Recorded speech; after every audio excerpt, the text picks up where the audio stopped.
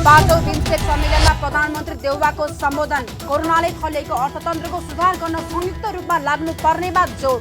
दिगो विकासको लक्ष्य प्राप्त गर्न चुनौती रहेको उल्लेख। मुलुकको अर्थतन्त्र जटिल मोडमा पुगेको भन्दै अर्थविदहरूद्वारा चिन्ता व्यक्त। सामाजिक सुरक्षाका नाममा नागरिकले तिरेको करको दुरुपयोग नगर्न सुझाव। विद्युतीय सवारी साधनमा प्रोत्साहन गर्न आग्रह। र एक सातादेखि लगातार ओह्रालो लाग्दै आएको शेयर बजारमा बुधबार भने दोहोरो अङ्कको हरियाली। कारोबार रकममा समेत सामान्य सुधार।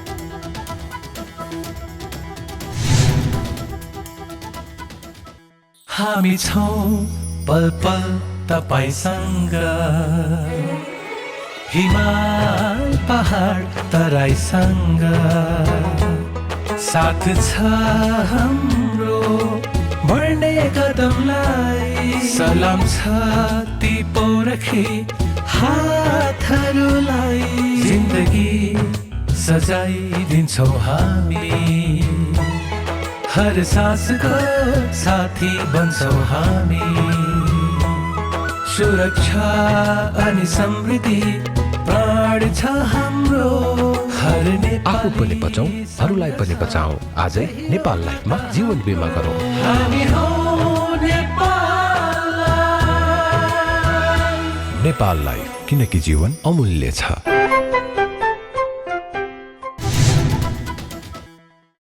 नमस्कार, कारोबार समाचारमा स्वागत छ।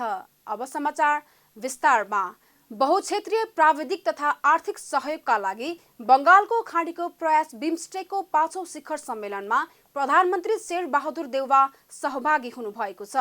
बुधबार श्रीलङ्काको कोलम्बोमा भएको 5औं बिमस्टेक सम्मेलनमा प्रधानमन्त्री देउवा काठमाडौँबाट भर्चुअल रूपमा सहभागी भई सम्बोधन गर्नुभएको हो। सम्मेलनमा आयोजक राष्ट्र श्रीलङ्का सहित नेपाल, भारत, भुटान, बंगलादेश, थाइल्याण्ड र म्यानमार गरी 7 राष्ट्र सहभागी छन्।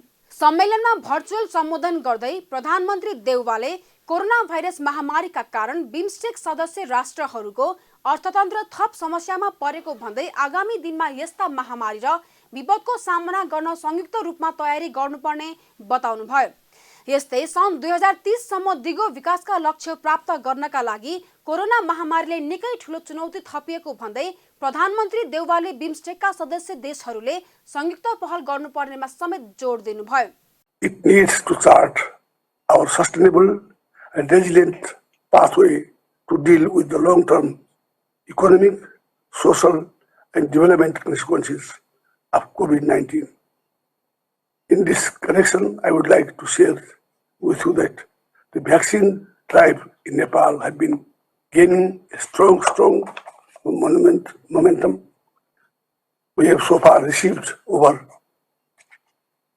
47 million vaccines, fully vaccinated close to 68% of our target implementation, and about 99% of the eligible people have received at least one dose. This has been possible due to the support of cooperation of our neighbors, development partners, COVAX facilities, and entire international community.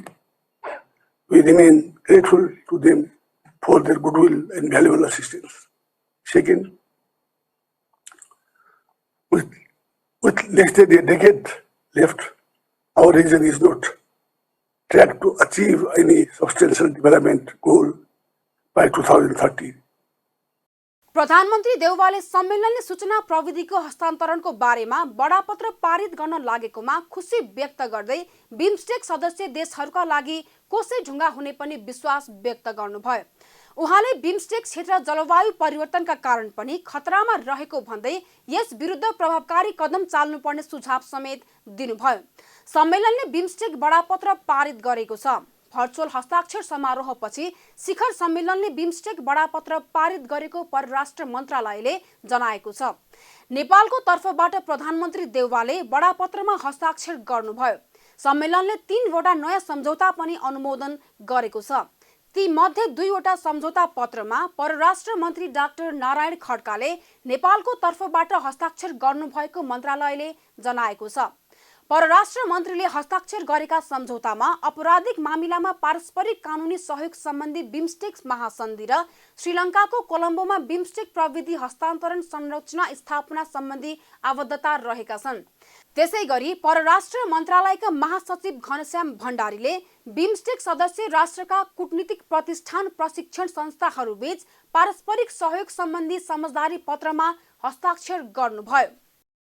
अर्थविदहरूले budget निर्माणमा बढी महत्वाकांक्षी नबन्न तथा नागरिकले तिरेको करको दुरुपयोग नगर्न सरकारलाई सचेत गराएका छन्। काठमाडौँमा नेपाल आर्थिक सङ्घ, बैंक तथा वित्तीय संस्था परिसंघ र अर्थ मन्त्रालयले संयुक्त रूपमा आयोजना गरेको बृहत आर्थिक बहस कार्यक्रममा अर्थविदहरूले सरकारलाई यस्तो सुझाव दिएका हुन्। उहाँहरूले गरिब नागरिकले तिरेको कर सामाजिक सुरक्षाका नाममा बाँडेर राजनीतिक दलले भोट किनेको आरोप पनि लगाएका छन्। कार्यक्रममा अर्थविद डाक्टर पोषराज पाण्डेले नेपालमा सामाजिक सुरक्षा भत्तालाई भोट माग्ने भाँडो बनाउने काम भएको भन्दै दक्षिण एसियाका मुलुकहरूमा नेपालमा जस्तो सामाजिक सुरक्षा भत्तामा खर्च कुनै पनि देशले नगरेको बताउनुभयो।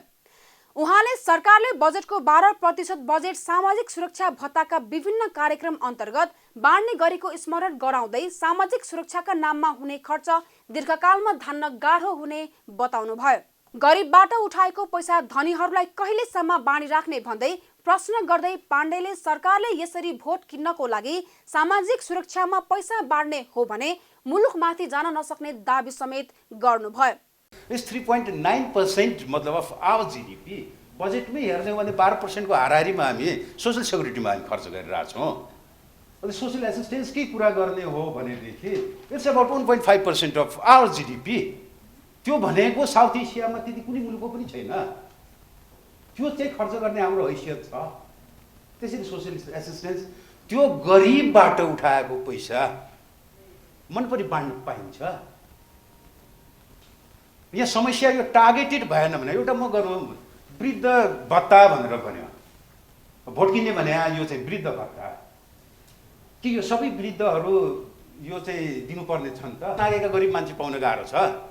70 वर्ष पुग्ने भने सबै धनी हुन्। केही त्यही यही गरिबबाट उठाएको पैसा हामी यही धनीलाई बाँडी बस्ने हो, यसरी हामी भोट किन्ने हो। यता नेपाल आर्थिक सङ्घका अध्यक्ष प्राड विश्वम्भर प्याकुरेलले देशको अर्थतन्त्र जटिल मोडमा पुगेको बताउनुभयो। उहाँले मुद्रास्फीति डरलाग्दो अवस्थामा पुगेको तथा विश्व बैंक र एडीबीले गरेका अध्ययनले नेपालको आर्थिक वृद्धि पनि कमै हुने देखिएको जिकिर गर्नुभयो। यस्तै देशको अर्थतन्त्रको स्वास्थ्यमा समस्या आएका कारण डीपीआर नभएका वा फिजिबिलिटी अध्ययन नभएका आयोजनामा विनियोजन भएको बजेट तत्काल रोक्न उहाँले सुझाव पनि दिनुभयो।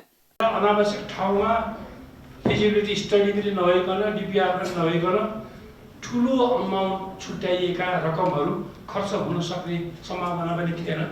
त्यसैले हामीले बजेटको साइज पनि 5.3% उहाँकै नेतृत्वमा घट्यो। त्यसले गर्दाखेरि स्वभावैले यसले इन्डाइरेक्टली जीडीपीलाई अलिक सङ्कुचनमा लिएर आयो। त्यो भनेको मतलब कतिपय सुविधाहरू कतिपय कुराहरू हामीले दिन सक्ने कुराहरू पनि सोसल सेफ्टी नेटका कुराहरू छन्, कतिमा हामीले कम्प्रोमाइज पनि गर्नु पर्यो।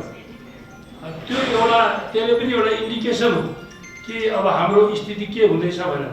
यस्तै गरी अर्थविद केशव आचार्यले विद्युतीय सवारी साधनमा लाग्ने भन्सार दर 1% झारेर प्रोत्साहन गर्दै 1-2 वर्षका लागि पेट्रोलियम पदार्थका सवारी साधनको आयात रोक्न सरकारलाई सुझाव दिनुभयो। बिजुलीको सवारी साधनमा चाहिँ भन्सार बढ्यो हैन, अब अरूमा चाहिँ भन्सार चक्लेटमा चाहिँ बढ्यो। त्यो सुइसाइडल आत्मघाती काम चाहिँ गर्नु भएन। बरु सरकारले अब यो बिजुलीले चल्ने बस, ट्रक, ट्र्याक्टर हैन, यो कार आदि त्यो सवारी साधनको आयातमा अभिलेखको लागि कतिवटा आयो नेपालमा भनेर 1% मात्रै भन्सार महसुल लिने र यो अरू डिजेल पेट्रोलले चल्नेलाई चाहिँ कम्प्लिटली रोके पनि हुन्छ 1.5 वर्ष। कार्यक्रममा अर्थमन्त्री जनार्दन शर्माले आगामी आर्थिक वर्षको बजेट सबैको अपनत्व हुने गरी निर्माण हुने बताउनुभयो। उहाँले कृषि उत्पादन वृद्धि, आयात प्रतिस्थापन, रोजगारी सृजना, श्रम सिपको उचित व्यवस्थापन, विकास खर्चमा सुधार, लगानीको वातावरण बन्ने किसिमको बजेट ल्याउने स्पष्ट पार्नुभयो। मन्त्री शर्माले अहिलेको अर्थतन्त्रका बारेमा धेरै चिन्ता भइरहेको भन्दै बजेटले अर्थव्यवस्थालाई नयाँ रूप दिने दाबी समेत गर्नुभयो। अर्थ सचिवलाई दिनदिन ल है हेर्नुहोस् है डेटा विश्लेषण गर्नुहोस् है के छ राष्ट्र बैङ्कलाई के छ तपाईँहरूको अनुसन्धान के गर्दै हुनुहुन्छ रिपोर्ट दिनुहोस्। योजना आयोगलाई के तपाईँहरू तयारी गर्नु भएको छ अब कसरी जाने हो छलफल निरन्तर हामीले गरेका छौँ वाच गरेका छौँ सम्भव भएका त्यसलाई सङ्कट जान नदिनका लागि उपायहरू पनि अवलम्बन गरेका छौँ। बजेट बनाउँदाखेरि मैले बाँझो खेततिर फर्किने छ मेरो बनाउने बजेट कहाँ छ बाँझो कहाँ छ बेरोजगार युवाहरू त्यता फर्किनेछ कहाँ छ दलितहरू त्यता फर्किनेछ कहाँ छ महिलाहरू त्यता फर्किनेछ गरिबी कहाँ छ त्यता फर्किनेछ त्यता नफर्किकन हामीले यसको नयाँ जीवन दिन सक्छौँ जस्तो मलाई लाग्दैन।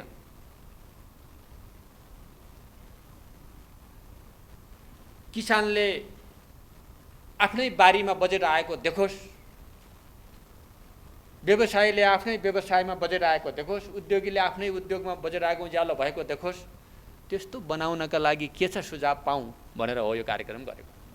यस्तै अर्थमन्त्री शर्माले सरकारले चालु आर्थिक वर्षमा लक्ष्य अनुसारको आर्थिक वृद्धि दर हासिल गर्न नसक्ने स्वीकार समेत गर्नुभयो।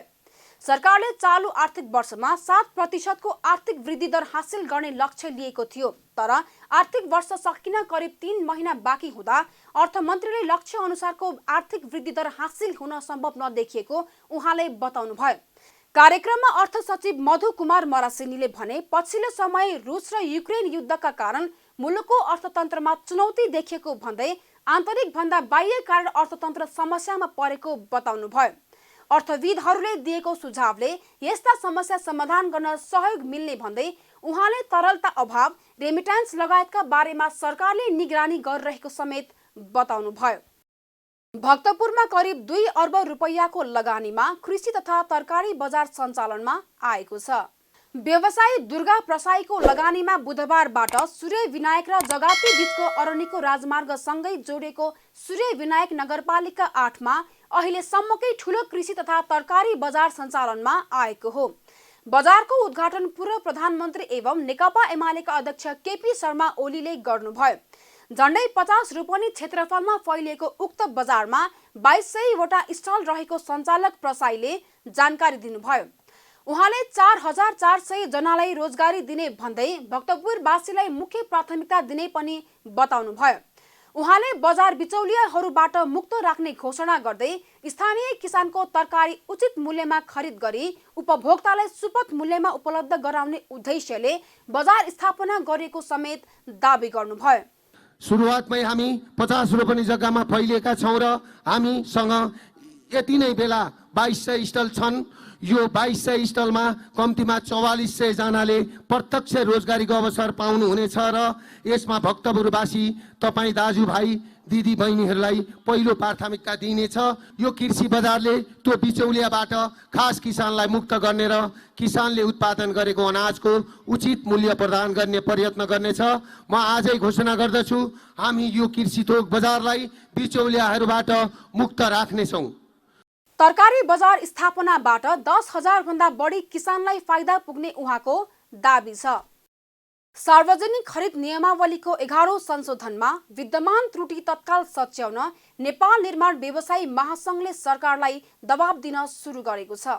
महासंघले मंगलबार काठमाडौँमा पत्रकार सम्मेलन गर्दै पछिल्लो समय अत्याधिक रूपमा भएको मूल्यवृद्धि समायोजन खरिद नियमावलीको 11औं संशोधनमा भएको त्रुटि र म्याद सकिन लागेका आयोजनाको 1 वर्षसम्म म्याद थप गर्न सरकारलाई दबाब दिएको हो। महासंघका अध्यक्ष रवि सिंहले चैत महिनादेखि म्याद सकिने सम्पूर्ण आयोजनाको म्याद सरकारले कम्तीमा 1 वर्ष थप्नुपर्ने बताउनुभयो।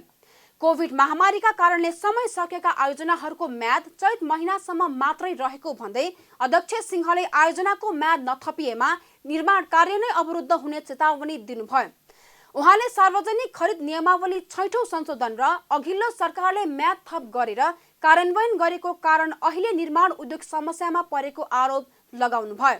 निवर्तमान सरकारले पटक पटक म्याद थपको आग्रह गर्दा पनि समयमा म्याद थप नगर्ने र म्याद थप गरे तापनि त्यो म्याद थप कार्यान्वयन हुने किसिमले नआएको हुँदाखेरि र अहिले वर्तमान सम्मान्य प्रधानमन्त्री शेरबहादुर देउवाज्यूको गठबन्धनको सरकारले गरेको म्याद थप 2078 भाद्र 21 गतेको निर्णय अनुसार चैत्र महिनासम्मको म्याद थप जुन गरिएको छ त्यसबाट केही आयोजनाहरू अगाडि बढे तापनि धेरै आयोजनाहरू चाहिँ अगाडि बढ्न सकेको छैन र त्यस कारणले ब्ल्याङ्केटमा सबै आयोजनाहरूको पुनः 1 वर्ष म्याद थप गरेर निर्माण उद्योगलाई चलायमान बनाउन म सम्मान्य प्रधानमन्त्रीज्यू र नेपाल सरकारलाई अनुरोध गर्न चाहन्छु। अध्यक्ष सिंहले पछिल्लो समय अत्याधिक रूपमा निर्माण सामग्री तथा पेट्रोलियम पदार्थको मूल्य वृद्धिको कारणले निर्माण व्यवसाय नै समाप्त हुने अवस्था आएको बताउनुभयो। उहाँले यस्तो अवस्थामा निर्माण व्यवसायीहरूले आफ्नो सम्पत्ति बेचेर निर्माणको काम गर्न नसक्ने स्पष्ट पार्नुभयो। हामी समृद्धिका सम्भाग निर्माण उद्योगीहरू हाम्रो कामै निर्माण गर्ने हो, निर्माणको गतिविधिलाई अगाडि बढाउने हो, देश विकासमा चाहिँ हातेमालो गर्ने हाम्रो अभिभावना हो। तर एउटा समुदाय नै समाप्त हुने गरेर हामीले चाहेर हाम्रो घरखेत बिक्री गरेर पनि हामीले निर्माणको काम अगाडि बढाउन सक्ने स्थिति छैन। त्यस्तै अध्यक्ष सिंहले सरकारले मूल्य वृद्धि समायोजन तथा मूल्य वृद्धि निर्देशिका जारी गर्ने माग सम्बोधन नगरेमा निर्माण गतिविधि अघि बढाउन नसक्ने पनि बताउनुभयो। यही चैत्र 24 गतेसम्म अत्याधिक रूपमा भएको मूल्य वृद्धि समायोजन नगरी दमनको नीति लिए निर्माण व्यवसायीले थप आन्दोलन गर्ने अध्यक्ष सिंहले चेतावनी नै दिनुभयो। उहाँले सरकारले मूल्य स्थिर नभएसम्म कन्स्ट्रक्सन होलिडे घोषणा गर्नुपर्ने माग राख्नुभयो।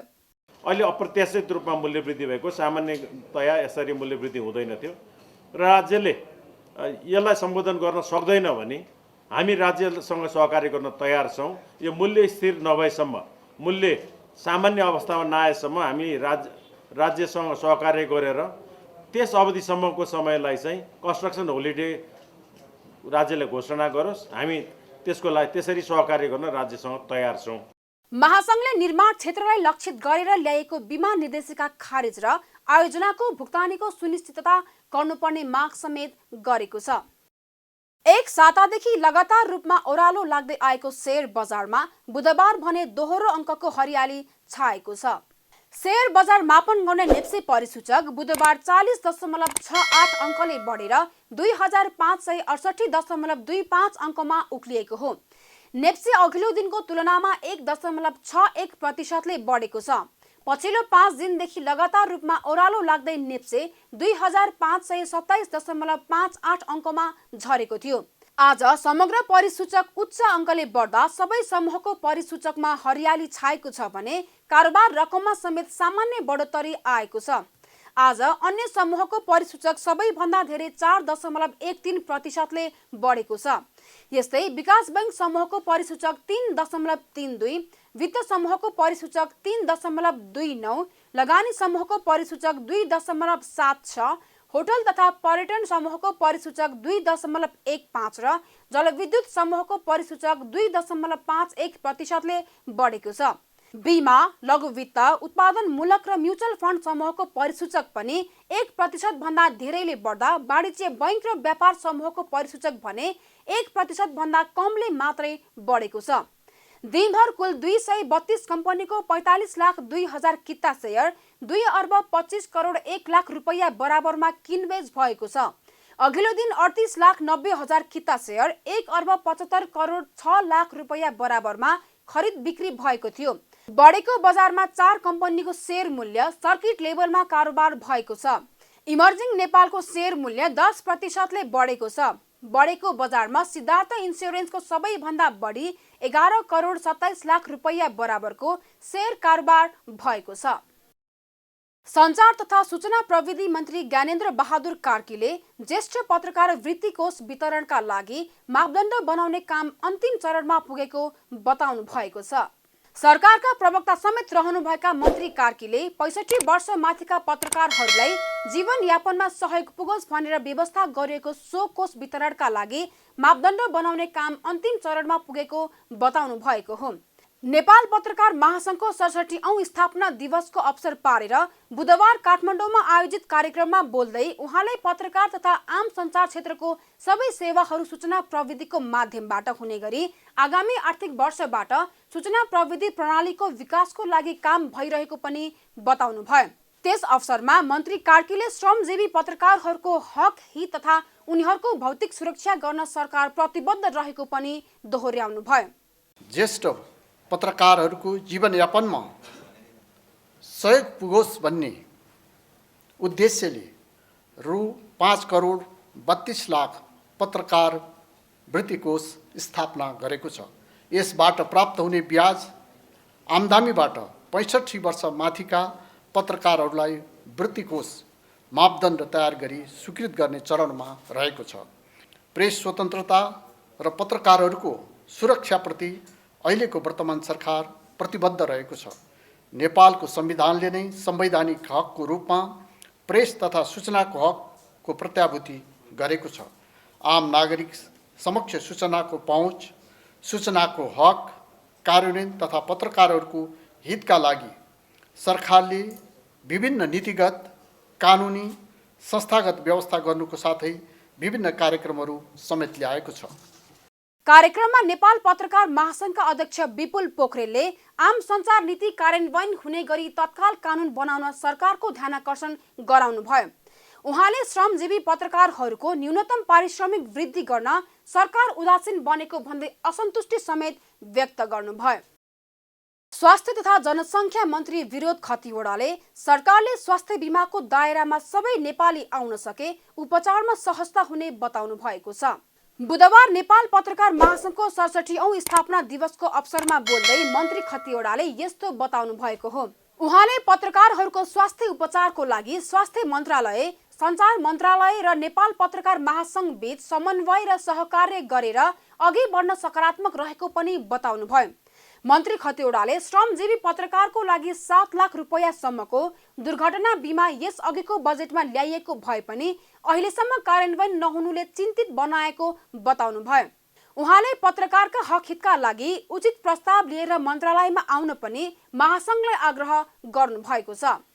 अघिल्लो सरकारले आर्थिक वर्ष 78-79 को बजेट प्रस्तुत गर्दा श्रमजीवी पत्रकारको लागि रु 7 लाखसम्मको दुर्घटना बिमा गरी प्रिमियरको 50% रकम नेपाल सरकारले बिहोर्ने व्यवस्था मिलाउने र साउन 1 गतेबाट नै पत्रकार महासंघको सदस्य रहेका पत्रकारहरूलाई उपचार सुविधा परिचय पत्रको आधारमा देशभरिका सबै सरकारी स्वास्थ्य संस्थामा निःशुल्क उपचार गर्ने व्यवस्था मिलाउने विषय उल्लेख थियो। तर यो आर्थिक वर्ष समाप्त हुन लागि सायद पनि यो विषय कार्यान्वयन हुन नसकेकोमा म चिन्तित छु। सरकारले स्वास्थ्य बीमा कार्यक्रम लागू गरिसकेको छ। बीमाको दायरामा सबै नेपालीहरू आउने हो भने स्वास्थ्य उपचार निकै सहज हुने हाम्रो आकलन छ। त्यसैले स्वास्थ्य बीमा बोर्ड मार्फत बीमा गरी पत्रकारहरूको स्वास्थ्य उपचारका सन्दर्भमा स्वास्थ्य मन्त्रालय, सञ्चार मन्त्रालय र नेपाल पत्रकार महासंघ बीच समन्वय र सहकार्य गरेर अघि बढ्ने सवालमा हामी सधैँ सकारात्मक छौँ। त्यसले उचित प्रस्ताव अघि सार्न पनि म नेपाल पत्रकार महासंघलाई यस स्थापना दिवसको अवसरमा पारि अनुरोध गर्न चाहन्छु। कार्यक्रममा नेपाल पत्रकार महासंघका अध्यक्ष विपुल पोखरेलले पत्रकारको लागि छुट्टै अस्पताल बनाएर निशुल्क स्वास्थ्य सेवा दिन सरकारले सुझाव दिनुभयो। उहाँले बजेट भाषणमा निशुल्क उपचारको कुरा आए पनि बजेट नछुट्याइएको भन्दै गुनासो पनि गर्नुभयो। क्लस्टर वाइज जाँदै गर्दाखेरि यो क्रमशः हामी लक्ष्यमा पुग्छौँ। त्यसले गर्दा हामी निजामतीहरूलाई आर्मीको हस्पिटल छ, प्रहरीको हस्पिटल छ, निजामतीको हस्पिटल छ, पत्रकारको छ, यस्तै गर्दै क्लस्टर वाइज हामी गयौँ भने हाम्रो जुन लक्ष्य हो निःशुल्क नागरिकलाई स्वास्थ्य सेवा दिने त्यो लक्ष्यमा पुग्न सक्छौँ। त्यसकारण त्यो लक्ष्य प्राप्ति गर्ने एउटा स्टेपमा पत्रकारहरूलाई निःशुल्क सेवाको प्रबन्ध गर्नुहोस् भनेर हामीले त्यो ढङ्गले लबिङ गरेका छौँ र बजेट भाषणमा त्यो कुरा आयो पनि, नीति त बन्यो, तर रकम नछुटाएका कारण, बजेट नछुटाएका कारण त्यो हामीले अहिलेसम्म त्यो सेवा सुविधा पाउन सकेका छैनौँ।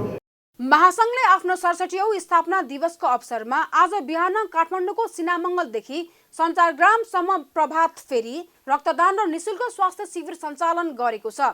शिविरमा पत्रकारहरूको मृगौला, दाँतको परीक्षण तथा उपचार गरिएको छ। कोभिडका कारण मिडिया क्षेत्रमा परेको असरबारे बहस र नीतिगत समाधानका लागि गर्नुपर्ने प्रयासहरूबारे छलफल गर्ने कार्यक्रम रहेको पनि महासंघले जनाएको छ। पूर्व प्रमुख निर्वाचन आयुक्त नीलकण्ठ उप्रेतीले समानुपातिक समावेशी सिद्धान्तका आधारमा प्रमुख पदमा महिलाहरूको सहभागिता हुन नसकेको बताउनु भएको छ। बुधबार काठमाडौँमा भएको स्थानीय तहको निर्वाचनमा महिला जनप्रतिनिधिहरूको प्रमुख पदमा अर्थपूर्ण सहभागिता, चुनौती र अवसरहरू विषयक छलफलमा बोल्दै उहाँले यस्तो बताउनु भएको हो। उहाँले संविधानको धारा 38 को उपधारा 4 मा भएको व्यवस्थासँग विद्यमान धेरै कानूनसँग नमिल्ने रहेको उल्लेख गर्दै संविधानमा बाजिएका कुरालाई संशोधन गरेर 3 वर्षभित्र कार्यान्वयनमा ल्याउनुपर्छ भन्ने व्यवस्था भए पनि अहिलेसम्म हुन नसकेको बताउनु भयो। उहाँले संविधानमा समानुपातिक समावेशी भने पनि कार्यान्वयनमा भने महिलालाई बराबर प्रतिशत हुन नसकेको बताउनु भयो। 38 को 4 को कुरा थुप्रै कानुनसँग चाहिँ नमिल्ने कुरा, संविधान सबभन्दा ठुलो दस्तावेज हो कानुनको, र त्यससँग बाजिएका सबै कुराहरू त्यसैका लागू हुन्छन्। ऐन स्वतः ऐनमा सुधार गर्नुपर्छ र ऐनमा संशोधन गर्नुपर्छ र अनि त्यसलाई कार्यान्वयनमा ल्याउनुपर्छ भन्ने चाहिँ व्यवस्था छ। र त्यस्तो अवस्थामा समानुपातिक समावेशी भन्ने सबै क्षेत्रमा, सबै ठाउँमा, सबै अब निर्वाचनको मात्रै कुरा नभएर गभर्नेन्स सिस्टममै त्यो आवश्यक पर्ने विषयलाई चाहिँ हामीहरूले 3 वर्षभित्र गर्नुपर्ने अहिलेसम्म गर्न सकेका छैनौँ। जुन तपाईँले भन्नुभयो, वास्तवमा त्यो गर्न सकिएको छैन। संविधानले बराबर अनुपातमा समावेशी भनेको पुरुष जति हो महिला त्यति नै हो भनेर भनेको हो। कमसेकम अझ महिलाको चाहिँ जनसङ्ख्याको हिसाबमा त 52% महिला भएको देशमा कमसेकम पुरुष 50% हो भने महिला पनि 50% हुनुपर्ने भन्ने संविधानको धारणा हो र त्यसरी बुझिएको जस्तो मलाई लाग्छ। र यो बुझेर मात्रै भएन, कार्यान्वयन गर्ने प्रक्रियामा तत्त संस्थाहरूले, सरकारले, स्थानीय सरकार, प्रदेश सरकार, अब यो चाहिँ हाम्रो सङ्घीय सरकार, हामी सबैले चाहिँ समयमै यसको कार्यान्वयनतर्फ चाहिँ जानुपर्छ भन्ने मलाई लाग्छ। कार्यक्रममा निर्वाचन आयोगकी आयुक्त डाक्टर जानकी कुमारी तुलाधरले स्थानीय तहको निर्वाचनमा कानूनले तोके अनुसारको 1/3 महिलाहरूको सुनिश्चितता गरिदिन राजनीतिक दलहरूलाई अनुरोध गर्नुभयो। उहाँले गत वैशाख 12 गते नै आयोगले दलहरूलाई कार्यकारी समितिमा 1/3 महिलाहरू उपस्थित गराउन पत्राचार गरे पनि अहिलेसम्म नआएको गुनासो गर्नुभयो। उहाँले आयोग आरक्षित कोटाबाट मात्रै नभई समानुपातिक समावेशी सिद्धान्तको आधारमा सहभागिता सुरक्षित गर्नेमा दलहरू लाग्नेमा आशावादी रहेको उल्लेख समेत गर्नुभयो। हामीले अहिले दल दर्ता गर्ने क्रममा 1/3 कार्यकारी सदस्यमा महिला छैन भने हामीले त्यसलाई दल दर्ता गरेका छैनौँ। 1/3 पुगाएपछि मात्रै दल दर्ता गर्ने गरेको कुरा पनि हामीले यहाँलाई म जानकारी गराउँछु। र अहिले महाधिवेशन पश्चात जुन अद्यावधिक हुँदै गरेको अवस्थामा मैले यहाँलाई भन्नै पर्ने हुन्छ, त्यसमा पनि दलहरूबाट 1/3 कार्यकारी महिलाहरूको नाम आएको छैन। मैले यो निवेदन गरेँ। यसकारण हामी कहाँ छौँ? हामी खालि कुराले मात्रै भनिरहेका छौँ कि त्यो संविधान र कानुनलाई हामीले पनि व्यवहारमा र कार्यान्वयन गर्ने कुरामा हामी पनि त्यसमा लागि परेका छौँ। कमसेकम यसलाई पनि यहाँले विश्लेषण गरिदिनु हुनेछ भन्ने कुरा पनि मेरो निवेदन गराइ यहाँहरूलाई छ। र म यहाँलाई अनुरोध के गर्न चाहन्छु, मनोनित गर्ने प्रावधान पनि छ। त्यो मनोनितबाट यहाँले कार्यकारिणीमा 1/3 महिला पुगाएर आयोगमा अद्यावधिक गर्ने कुरामा यहाँहरूको सहयोग रहनेछ भन्ने कुराको पनि मैले आशा गरेको छु।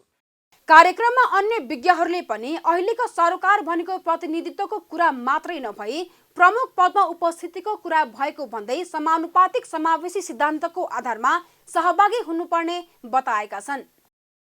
कारोबार समाचारमा अब सुन, चाँदी र विदेशी विनिमय दर सम्बन्धी जानकारी।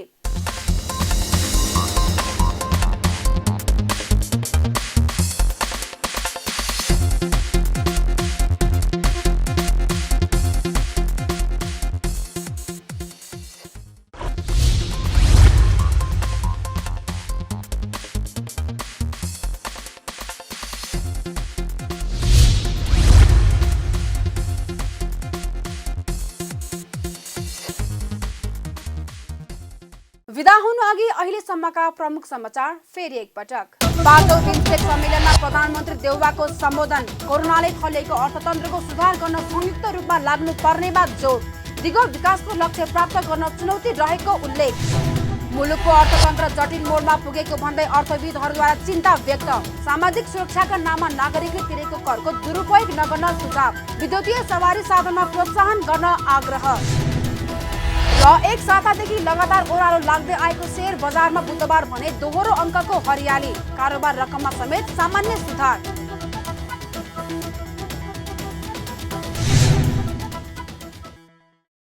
कारोबार समाचार सकियो। हामीलाई बिदा दिनुहोस्। नमस्कार।